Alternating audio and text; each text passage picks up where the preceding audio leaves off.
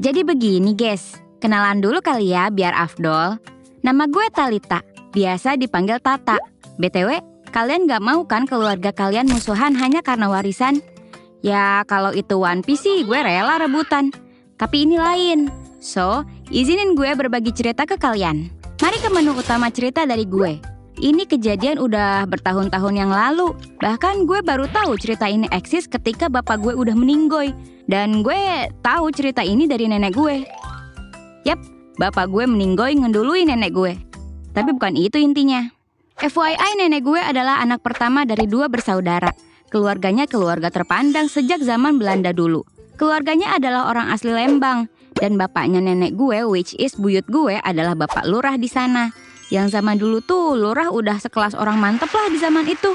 Ya tajir, tanahnya banyak dan punya banyak usaha. Kebunnya luas men. Dan kalau lu ke area Cibogo Lembang, ada lahan hijau luas. Nah itu dulunya punya almarhum buyut gue, bapaknya nenek gue. Dan bagusnya adalah buyut gue cuma punya 2 anak. Nenek gue dan adiknya yang sama-sama perempuan. Nenek gue orangnya rajin, pekerja keras dan pintar. Padahal dulu nggak ada les atau bimbingan online kayak zaman now. Sedangkan adiknya nenek gue, sebut saja tante, orangnya agak pemalas, ngeyel dan kerjaannya pacaran mulu. Pinter sih, tapi ya gitu deh. Sementara tantenya ini dimanja gitu sama orang tuanya. Mungkin karena bungsu kali ya, jadi agak beda gitu sifatnya. Ya gue tahu nggak semua bungsu kayak gitu. Jadi please jangan hujat gue. Ini kan gue ceritain apa yang ada di keluarga gue. Jangan marah ya sobat bungsu. Meski begitu nenek gue nggak iri dan tetap sayang sama adiknya. Gue nggak tahu sih, kalau gue sih udah ceramah no jutsu ada macam gitu. Nenek gue orangnya terlalu baik dan gak enakan sih. Resiko jadi orang yang gak enakan tuh guys. Back to the story. Akhirnya dengan segala daya dan upaya, nenek gue akhirnya bisa dapat kerjaan bagus di Bandung dan membangun keluarga di sana bersama dengan kakek gue yang udah nungguin dia sejak dia sekolah. Cie, nungguin cie. Sedikit side story, orang zaman dulu cerita cintanya gemes-gemes dah.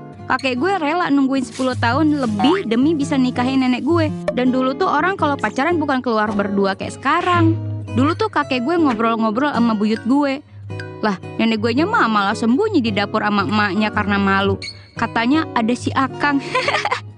Jadi intinya kakek gue ngambil hati buyut gue dulu. Baru kalau dapat restu, dia deketin nenek gue. Kayaknya di zaman segitu dulu belum ada tuh cegil-cegil gak jelas kayak sekarang.